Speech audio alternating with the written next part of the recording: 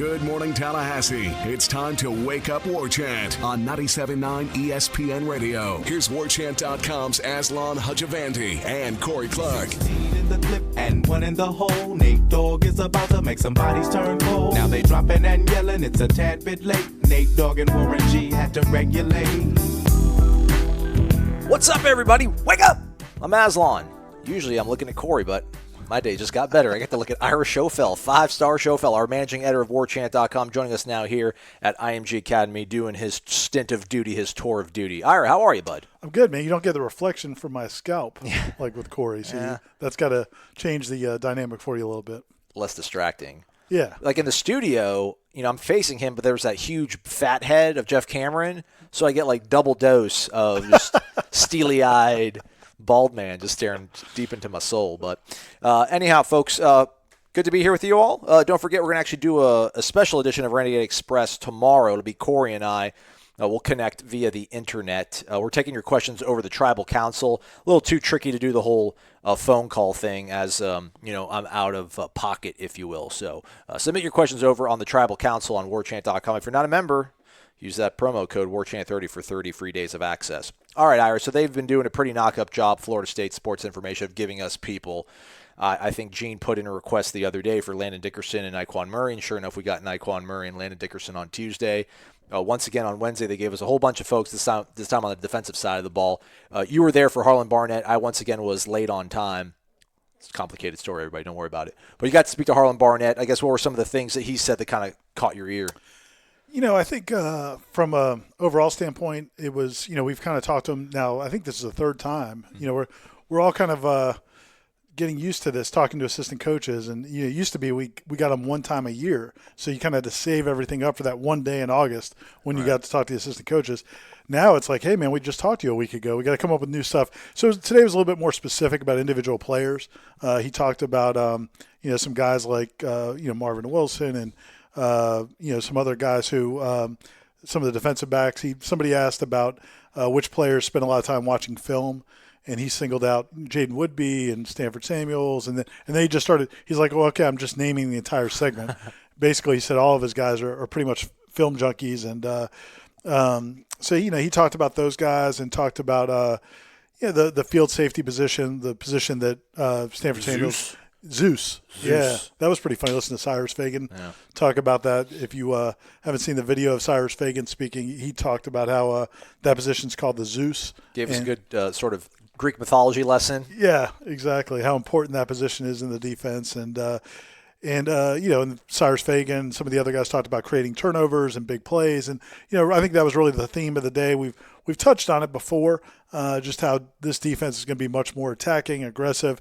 But we got to hear from a lot of the guys who will be making those plays during the season. Again, Fagan, Josh Kando, Dontavius Jackson, and those guys all just, you can kind of feel the excitement coming from them as they talked about the opportunities this defense is going to create for them.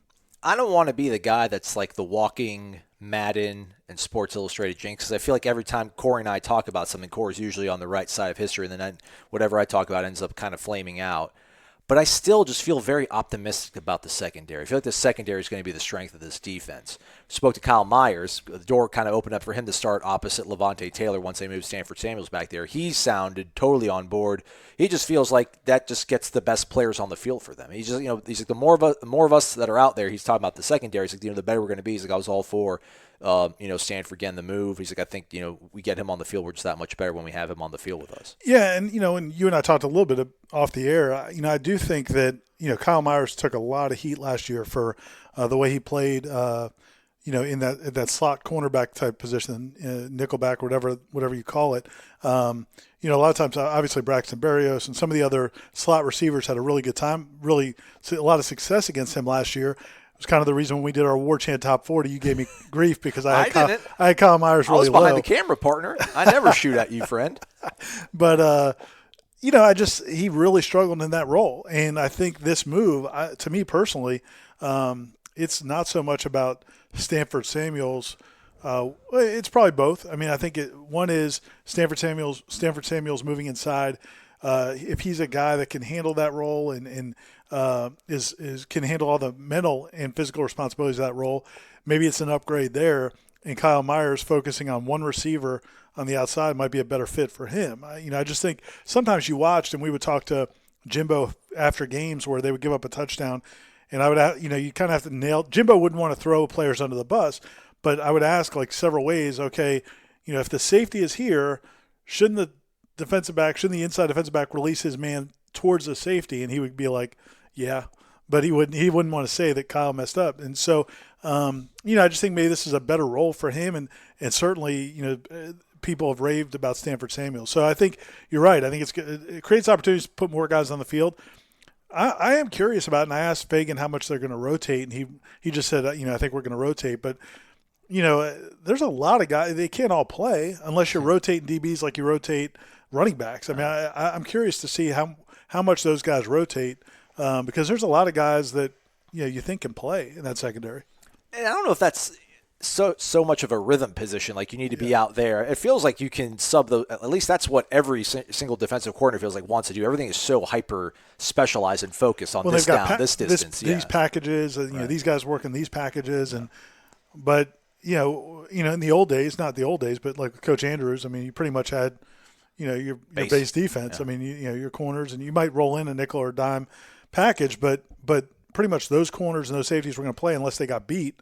Then they'd get fired and they'd be on the sideline for a couple of plays, and then they come back. But I am curious how many, if Fagan, because when we've been out there so far, the starting safeties usually have been Westbrook, and it's been Westbrook and. I think usually Fagan and Hamza are usually. Has Hamza been in the starting lineup? Because a lot of times when I'm looking, he's not. Okay. So I'm curious. But either way, I mean, Westbrook's played a ton. Early in camp, I thought Calvin Bruton looked good. You got these young defensive backs. We still don't know is he strictly going to play that star linebacker spot, or will he play any safety? So I just feel like that's kind of, and maybe they'll know more after the scrimmages, or maybe they already know. But it's not really clear to me who all is going to be on the field and how much.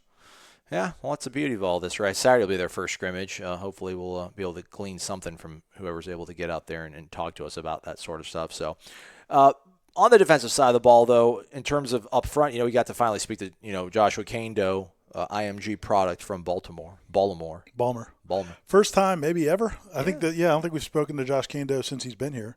Yeah, so he, I asked him, you asked him about his health, and he was very sort of evasive about it. I don't think you really wanted to talk about it. We didn't get any sort of specific. I think, whatever held him back for the spring is what he's still dealing with, but he sounds like he's optimistic that he'll be okay. However, he was not participating in the segment of practice that we saw open. But, I asked him about the knee brace sort of thing. Because, remember Josh Sweat goes to Indianapolis and looks like Carl Lewis. Meanwhile, for 3 seasons, he looks, like, I don't know, just not the number one overall prospect, which he was rated for before he had that bad knee injury his senior year of high school. But he kind of joked about the fact that it's different. It affects his knee bend. And, like, you hear Odell always yelling at these guys, bend your knees. At least the guys on the inside, you figure it's going to, anybody that's going to be running and attacking, it's going to affect them with those knee braces. So he sounds like he's not going to have those on. And right now it's a preventative thing, obviously, but he's ready to pull those off when he plays. So I'm excited to see. And then he was talking about the fact that he's pretty interchangeable, right? He said he's not really a specific side married to one side of the line. Yeah, that's what he said. And, I don't know if it's just one of those weird situations where, again, we're not seeing them during a lot of the team stuff. We're not seeing them any of the full contact 11-on-11 stuff. But, the two defensive ends are not necessarily totally interchangeable. You've got, I guess, the flash defensive end, which is the quicker guy, the Brian Burns kind of guy.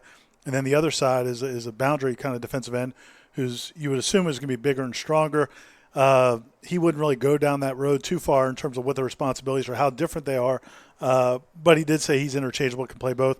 Mark Snyder, the defensive ends coach, spoke today also, and he mentioned Janarius Robinson as a guy who plays both sides as well. But, I mean, if they're different, can you really play both well? I mean, I'm curious. I'm kind of curious to see. From my understanding, the bigger one, you'd expect more like a Wally Amy. Janarius Robinson, I don't know, is Janarius Robinson really going to be somebody you'd see on the flash side? I mean, if that's what that if the name and implies. is Burns really going to be the guy on the boundary setting the edge and trying to contain the run game? And I guess Kendo, maybe he's a guy that can do both because he is kind of a freakish. He's got some thickness to him, but he's also athletic. But yeah, Kendo was. People can go watch the interview with him on WarChant. But he's an interesting guy. You can tell he's a smart guy. He's very intelligent. I mean, I think he recently talked about wanting to go to the medical field. But he clearly did not want to talk about the injuries, and sure enough, that was the first question I wanted to ask about because we never talked to him. Is how are you? And he said I'm fine. And then we asked about the spring, and he wouldn't really say. All he would say is it's something he's been dealing with for a long time, and was glad to kind of get it resolved. But reality is, I mean, he's still not going full go. Marvin Wilson still is not going full go. When we talk to Harlan, we see him in some drills, but when we talk to Harlan Barnett about him. Again, that video is on the site as well. He just said, we can't wait to get him back. We're looking forward to getting Marvin Wilson back because of what all he can do. Well, those are two of the four defensive linemen everybody expects to start. Two of the four guys on the defensive line everybody really wants to see is Josh Kendo and Marvin Wilson, 2 5-star recruits from a year ago. And, we're a couple weeks away from the season, and they're still not full go. Now, there may be a plan where, okay, they just got to be ready for that week before practice or before the season starts.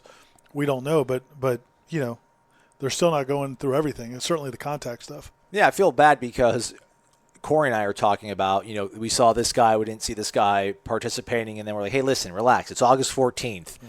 But then when you put in that sort of context, I mean, you, Jeff, Corey, and Gene did your preseason top 40, and I think Marvin Wilson and Kendo were consensus top 10 guys. Sure. Yeah. So the fact that you have these two guys that are not fully participating, I think is a little more concerning to me than maybe Cole Minshew being out for the third day out here. So I don't know how much that's going to maybe affect just how bullish we should be about the defense going into the opener. Yeah, and that's the thing about preseason that's so difficult is, I think from all accounts the defense has still been better than the offense, and as you'd expect. But then you also, you always have to wonder, okay, well, is the offense not coming around the way it needs to be? I agree with that point. The only, I guess, the flip side of that is, Fred Jones is a solid college football player. I mean, he's not Marvin Wilson. He's not going to be a first-round pick probably, but he's a fifth-year senior, solid defensive lineman. We saw him in those Oklahoma drills that we saw at the beginning of practice. He looks pretty good. The Knoll drill, Ira. Knoll drill, excuse me. The Knoll drill. I mean, he looks good. He's kind of a low center of gravity guy. Good sturdy base. He is. That's what they always say about me. that's how they describe me as. Low center of gravity. I mean, Corey Durden looks like he's been doing pretty well. I mean, you got Jalen Parks as well. Yeah. So yeah. No, you're right. They've got guys. But they ain't Marvin Wilson though. No, you'd like to have those guys. And the Kendo thing is just kind of frustrating for fans, I know, and it's to some degree for the media because, again, we don't really – his injury is just bizarre because you don't really see him limping. Even the spring, we never saw him limping. We never saw a sling. You never saw any sign of what the injury was. You just saw him working by himself on the side. So, it's kind of mysterious. And then because of that, you don't know what the recovery time is. And again, they got a game in a couple weeks. At the same time, they did make him available to the media. So it's not like they think he's going to be shut down for a long time. I mean, I wouldn't think, if he's not going to be playing anytime soon, why would you have him talk to the media? I agree with you. And I'm wondering I don't know if that was, I don't know, did I blow his cover when I asked him about the knee braces? I feel like everybody's wearing 2 knee braces these days out there. But to your point, there's nothing visible, so I almost wonder, is it a mechanical thing? Is it a joint issue? Or is it some sort of, is this blood work off, you know? But, we don't know, obviously. So the knee brace thing is interesting because, the offensive linemen all wear 2 knee braces, and different people are, it's like athletes, some athletes are fine with knee braces, like they can they're okay with them. And like you said, Josh Sweat, that was not an FSU thing. That was a Josh Sweat thing. Right. Like he needed the knee brace. He didn't feel comfortable. He didn't feel secure in his knee without it. Kendo clearly does not want to be wearing knee braces. I'm curious about those offensive linemen, if they're going to make them wear them in games or not. Probably. I feel like they've been doing that for a decade almost, Yeah. I know back when Jimmy Jam Higgins was coaching up the O-line, they were all braced out. Jimmy Jam Higgins. Just the guys robotic, like $10,000. I mean, I think those braces ain't cheap either. Yeah. Those are like $3,000-$4,000 a pop. We had another old school era assistant coach out there, Billy Sexton, who now works with Seminole Boosters, was out there watching practice. The one nice thing about practicing down at IMG, we've all talked about how there's no not as much access to the recruits as people might have thought originally. But, you're in Central Florida, so they're able to bring out some big-time boosters and kind of let them kind of see the program and see how things are going. So that's a good opportunity for them, is that they're going into this fundraising for the football facility and other things they're doing. What's your favorite Billy Sexton story? Mine is, I think that there was a Thursday night game at NC State, maybe 04. I mean, we play in Raleigh on even number years, so it was either 04 or 06. I know Lorenzo Booker was still around, and I think, was it Booker that scored? Somebody had a game-winning touchdown. Did he pull his hamstring? What's that? Did Sexton pull his hamstring? Maybe. I think I remember one time running down the sideline. I thought he pulled his hamstring. I just know that the game-winning touchdown was scored by a running back catching a ball on a wheel route, and Bobby said it was Billy Sexton's. Billy Sexton called that play. It was like, yeah, look at that. Beat it, Jeff Bowden. We already got somebody in the house that can clean things up. Didn't work out that way, though. But yeah, so it's almost as this is my first day here. You guys were here the last couple of days. Right. I tagged out with Corey, but it kind of feels like bowl practices or something where you're at this different location and the players. We talked to a couple of the players about that, and they seem to, I guess, like the challenges that this presents. Coming together a little bit, and I know David Kelly, the receivers coach, talked about that yesterday about. It's another experience to kind of bring these guys together. So I guess there's benefits to it. It's definitely odd. I mean, it's odd. Yeah. It's an odd setup. I feel like, is that the one thing you could actually honestly say, honestly, I'd rather be in Tallahassee and not get in trouble if you're a player? Could we keep asking, what's the new scheme? Oh, I love it. It's easy. It makes my job better. If one person was actually, you know what? I mean, you can't be actually, you know what? I kind of like the previous scheme. You can't say that. You obviously can't say that. But could you be I like my routine. Yeah. This feels weird. I'd rather be in Tallahassee. But they've all been oh no, this is great. I love it. Bonding and we're coming together. It's fantastic. Playing for each other. Yeah, I mean, I guess that just goes with the territory. We're all asking kind of leading questions in that way anyway.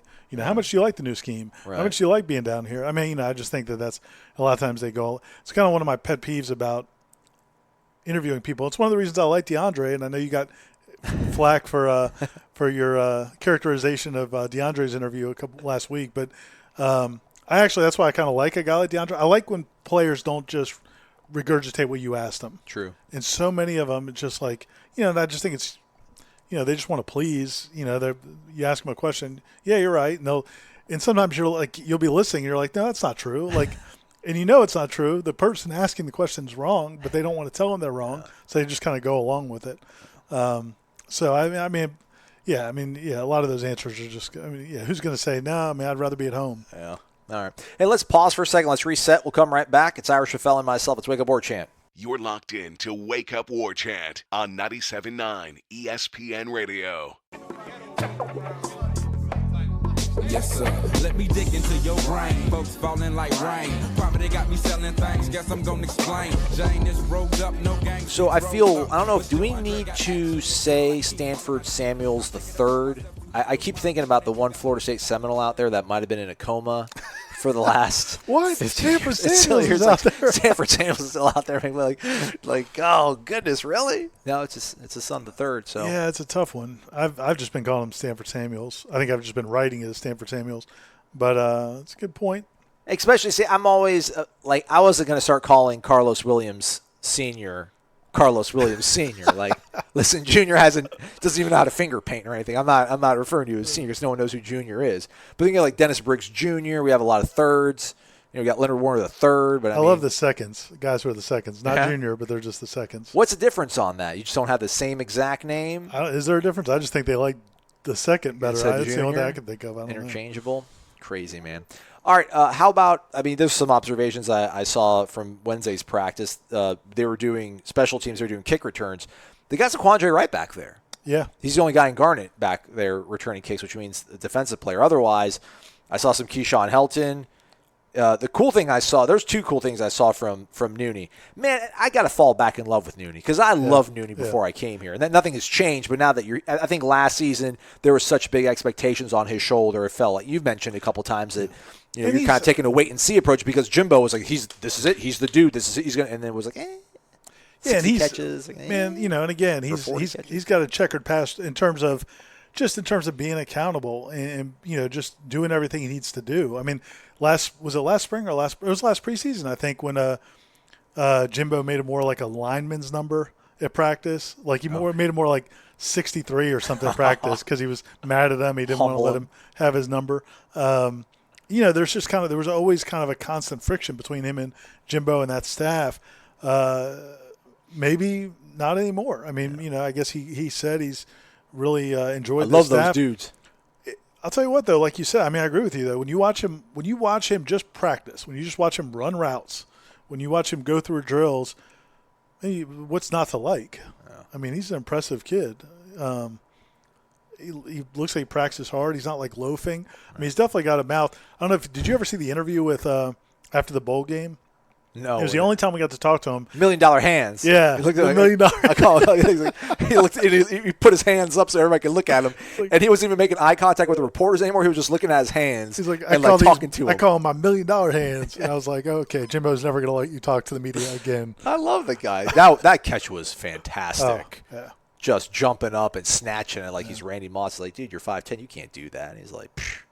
So the cool thing I saw was they were doing kick returns, and he sort of wove himself into the end zone and was hanging out. And David Kelly was like, nah, Noonie. He's like, this ain't for you. Get out of here. Noonie was like, Noonie legitimately wanted to start fielding kicks.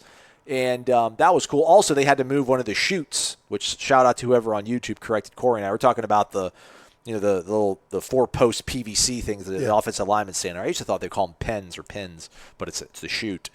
He actually was helping they were returning kicks in the end zone, and the chute was in the end zone for the defensive lineman later in practice.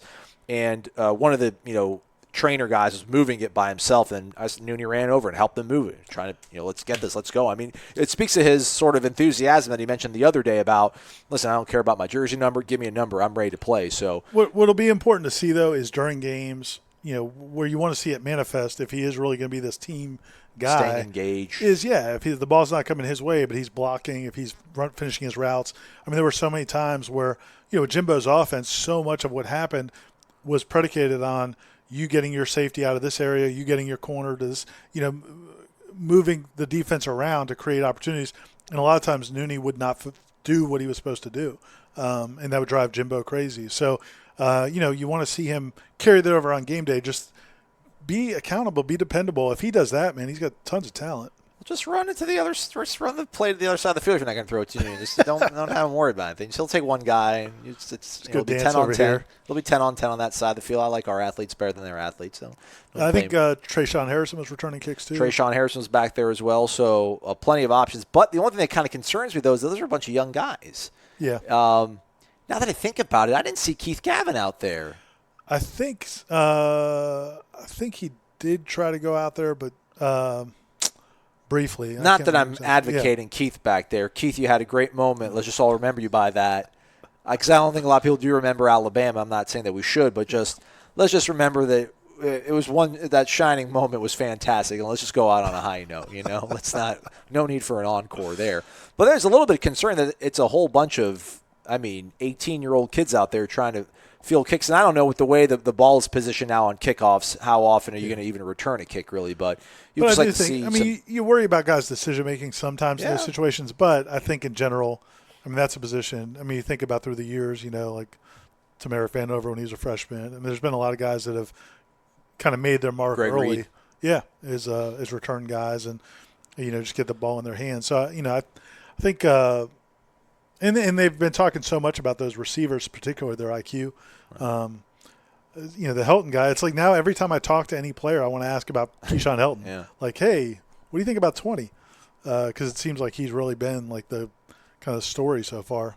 I know. So, like what? The previous staff just didn't know how to find smart freshman wide receivers? Funny how that all works, right? Put a little more on their plate. Yeah. I was able to kind of focus a little more on the quarterbacks and receivers. They all look pretty sharp. Bailey had a couple hiccups here and there, but nothing major. Again, we're seeing them go against no pass rush.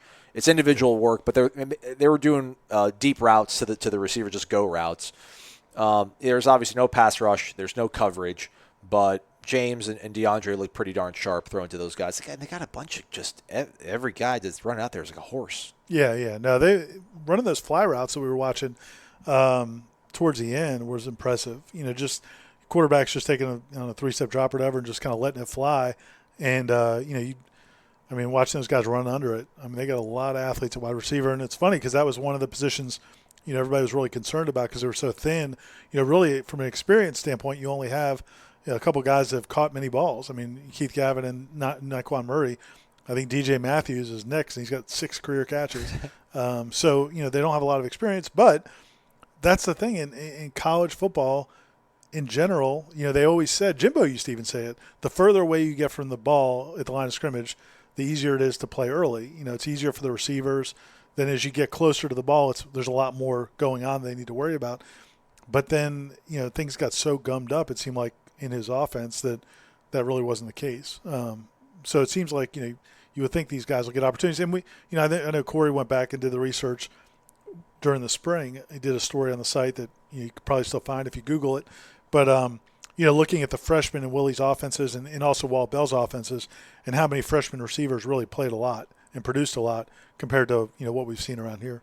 Now that I think about it, too, I don't want to put you on the spot. I don't remember seeing DJ Matthews out there today either. No, he might have been back with the injury. I didn't see him either. Yeah. What we did notice, though, was that once we leave, then it's like, coast is clear, guys. Come out. So they're then because we're wondering when we're out there. The first day you guys could see the injury. Yeah, they had the exercise bikes. They have a little piece of like turf, like field turf, where they're on their back doing some, exercise and stretches. But Tuesday and Wednesday, there's nobody. The injured people aren't even anywhere around. You can't see them. But then once we left, we noticed as we were getting in our car that some of them were starting to filter over to the field. Yeah, it's funny. When you think about the difference in approaches in covering the team. Jimbo, has a reputation for being much more tight managed. Didn't allow as much access. Willie we get to talk to so many more players, get to talk to the assistant coaches, get to see more of practice. So you feel like, okay, this is more open and free, except when it comes to the injured guys. With Jimbo, he really didn't care if you saw who was injured. Those guys were working down the side. You'd see him on the bike. If the indoor practice facility, that was the headline news. I feel like any day there was a practice up there, just like this guy's who's injured. And you'd see him in the indoor practice facility. After the first couple of days of preseason this year, like the indoor practice facility is closed. And like if you're looking in there, they're getting a little antsy. Yeah. Why are you looking in there? Willie definitely seems to want to shut down the injury information. And again, he never gives a straight answer. Really, a couple times lately, he's given answers about guys individually, but for the most part, he's doing good. He'll be all right. In the spring, he would just say, I'll talk about them when they're back, and we think they're all going to be back. And that's your back that just did somersault off the desk. It's all right. The ghost of room. We won't say the room number. We got groupies out here for I or two. He's a married woman. Exactly. A married man. Ladies, stay away. Stay away. All right, let's step aside. We'll do a reset. We'll come back and we'll just give some final thoughts on the day and what Ira's got cooking up over on warchant.com. You're listening to Wake Up War Chant. You're locked in to Wake Up War Chant on 97.9 ESPN Radio.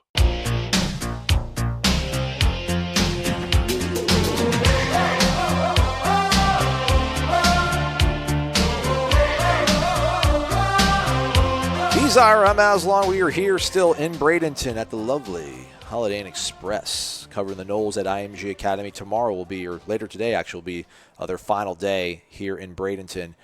We're hearing that they're going to maybe have practice on Friday back up in Tallahassee, which is crazy. And they're going to have a scrimmage on Saturday. Give them a day off, Willie. Chill out, man. No rest for the weary, man. Clearly. I think they're going to go back. I think they're going to drive back Thursday night after practice or Thursday evening and then actually give them the morning, but then practice Friday afternoon, a rare Friday afternoon practice. Of course. The one day I'm not up there, they're going to practice in the afternoon. Shout out. Thanks, Willie. Appreciate you, bud. Kidding, man. Much love. I just wanted to mention some anecdotal observation just from the running backs. They were doing some stuff that I haven't seen them do previously when they were in Tallahassee. Just a bunch of, rock'em sock'em type dummies or whatnot. And just, again, we're not seeing them do teamwork or 11-on-11 stuff. So you're not seeing them take on, tacklers and linebackers breathing down their throat. But the way Cam Akers, his handle, it's not, I don't want to say it's Dalvin-esque. Dalvin Cook's ability, when he got on the outside to turn but accelerate while he's running and turning, to me was just amazing. Because you would see him, it seemed like he wasn't going that fast, like running to the boundary. But once he got there, he would turn and he was just gone. Yeah. Cam's ability just to shift his like turning race is so tight going around these dummies that you would see the other guys go and you're like, that looks pretty good. But then when Cam would go, you're just like, there's just no wasted movement. There's no, you want to be as close and as tight in on those dummies as you're weaving around them as possible. And he's just grazing. I mean, just his shoulder, it was like poetry. It was beautiful. So if you're worried about, maybe we haven't heard about Cam Akers, we're not seeing 11 on 11, so it's hard to really foist a lot of praise on these guys. But in that drill, one day, it looked pretty remarkable. Yeah, I mean, and look, I mean, Kalen Laborn, I don't know. Kalen Laborn. He looks obviously fantastic. He's going to get carries, and Jacquez Patrick, I think, is going to get carries too. So I don't think Cam Akers. I just don't think the whole talk in the offseason about him getting 2,000 yards. I just don't think there's any way that's going to happen because. They're going to have to spread the ball around, right. And those three guys are all going to get a lot of carries. Now, I would think probably Laborn. Anyway, whatever it feels. And Cam will get the majority of the carries probably. No, it's fun watching those guys. The only thing I can relate it to, obviously, athletically, I'm not going to do anything that those guys. Well, I thought you were like a Larry Zonka type. Never could have, But what we relate to is when you're driving like a car that can turn like that. When you're in one of those cars that really handles like that, then you're like, it's just such a difference from driving the Buick, or it's just like, man alive, it's crazy how. And that's watching those guys run. And Dalvin was the same way in the sense that it almost felt like a car, like kind of going around a turn in like NASCAR or something. He would kind of get low and just gone. There's a bunch of Porsches back there. I just feel like in that particular moment in time, Cam looked like a Lamborghini. It was just it was impressive to see. You're like, all right, well, that's why he might be able to hold off Laborn, who looks exquisite as well there. So they're plenty flush. All right, Ira, what you got working on over on warchant.com? Corey and I talked about it, but I think you're going to take a little bit of a deeper dive, I guess, and look at just sort of. Maybe not. You go ahead. I'm going to stop talking. What are you working on, Ira? Well, I'll have something up by the time people read this. It should be up on the site. I just wrote a column about the Maryland situation and kind of a big picture look at college football and the role of the athletic trainer, because Maryland's president and their athletic director really putting the bullseye right on the athletic trainer. And there's been some anecdotal talk so far about things that the athletic trainer might have said during the workout, the way he acted, the fact that they didn't really lend care right away. And I tweeted something about it and got a lot of response. So made me think maybe I need to write something more about this, is the fact that, the coaches in college football, especially when you talk about the big programs, the powerful programs, the head football coach a lot of times kind of decides who that trainer is going to be. They either hire or fire those athletic trainers. Sometimes they'll have them reassigned. I think you can speak to locally. Randy Orovitz was a long-time director of sports medicine, head football trainer at FSU under Bobby Bowden. Not long after Jimbo took over as head coach, Randy Orovitz retired. I don't think those two really had a great relationship, and it's tricky because they do have to be able to work together. The football coach and the trainer has to work together, just like in any sport, because there is a balance between how a guy's doing physically and what he can practice through, what he can't. Coaches want those guys out there.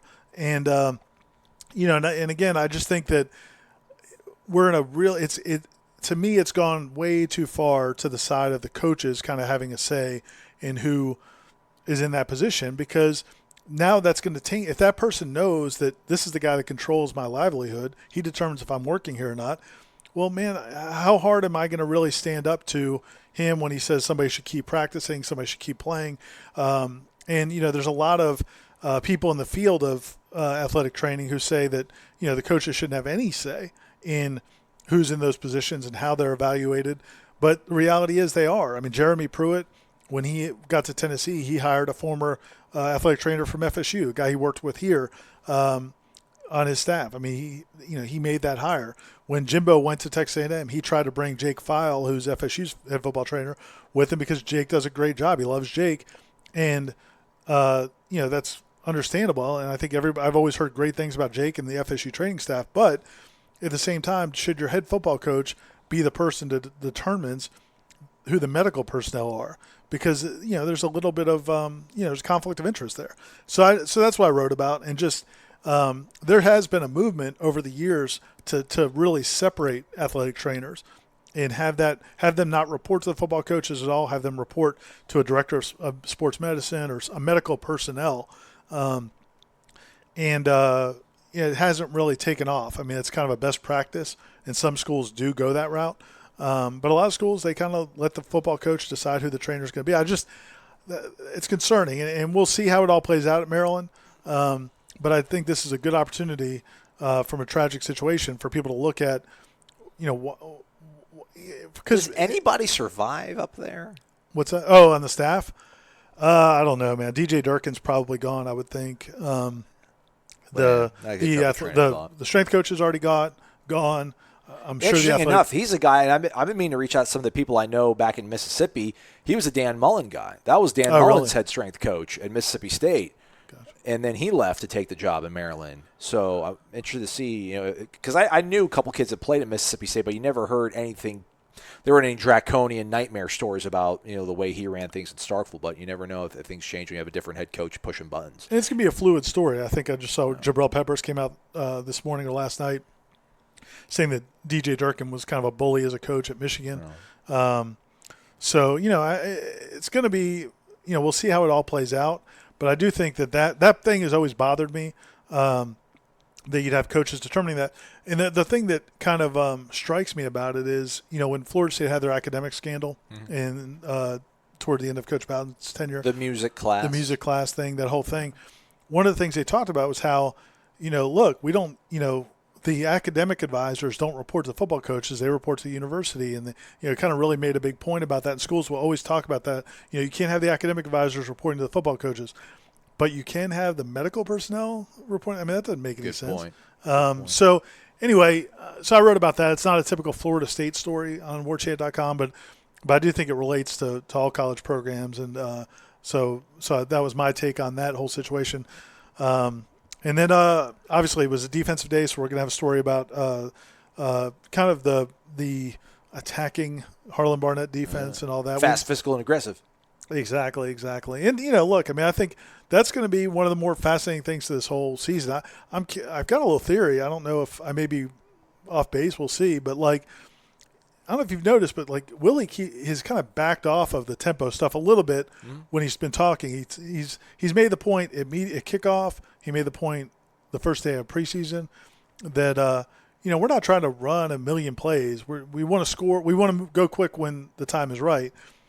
So I think he's kind of, if you go back to his initial press conference where it was, we want to, run a million plays. Yeah, get ready, people. We're never going to huddle ever again. Yeah. I kind of wonder if that's because of the defense. I mean, I wonder if this has got to be the best defense he's ever had. And so I wonder if maybe he feels good about this defense and maybe feels like maybe we don't need to go crazy on offense. We'll see. I don't know. I'm just kind of – but I do think this defense, I mean, they look pretty good. I mean, I'm the offensive guy. I love offense. That's my thing. Yeah. But I'm over it, right? I'm like, all right, I think I know who the five are going to be on the offensive line. I feel pretty good about them. Feel good about the wide receivers. Feel good about the running backs. Looks like, I mean, I kind of agree with your assessment that it feels like it's probably DeAndre is kind of pulling a little bit ahead. I mean, I'm not seeing anything, but we don't know. It just sort of feels. I mean, I don't know. It just, again, there's just so many things that if it was going to be James Blackman's job, it feel like it would look and feel a little bit different out there. But that's just pure conjecture. The defense is what intrigues me because, again, that's a side of the ball that has been loaded with talent. I mean, we knew Jimbo Fisher was the offensive guy, but he stockpiled talent on that side of the ball. And say what you will statistically about it, they actually really weren't that bad of a defense last year. They weren't statistically, but I mean, who felt good about that defense? Would you want that to be is that something you could base success around? Like, this is the way we're going to play defense? I don't think so. I mean, sure, whatever, they're top 30, 50 in some certain metrics. I just feel the defense, if Brian Burns is going to continue to be unblockable, linebackers, I just don't know how. I mean, I'm not trying to minimize that position, but here I go minimizing. I just don't know how important linebackers really are these days in the way that teams are playing, up-tempo spread sort of stuff. I mean, Alabama's got fantastic linebackers, which helps them out a lot, but I feel like the back end's going to be so strong. If Brian Burns can get to the quarterback, then things will work out pretty well. I'm excited to see how the defense comes together more than the offense, to be honest with you. Yeah, no, I am too. And I get the impression that they've been good. from what you're just hearing when they do 11-on-11 stuff that we're not out there for, it sounds like they're playing well. We'll see. 12-0? 12-0, you calling it? 12-0? Of course. All right. Thanks for joining me, Ira. Appreciate it, bud. Thanks, man. Enjoyed it, and look forward to getting back to Tallahassee pretty soon. No offense to Bradenton, but I haven't been here quite as long as you have, and I'm kind of ready to go back. I hear you, man. He's Ira Schofel, the managing editor of WarChant.com. I'm Aslan Hudjavandi, director of digital media. Thanks so much for listening to Wake Up War Chant. We'll catch up with you tomorrow. Renegade Express with Corey Clark. We'll see you then.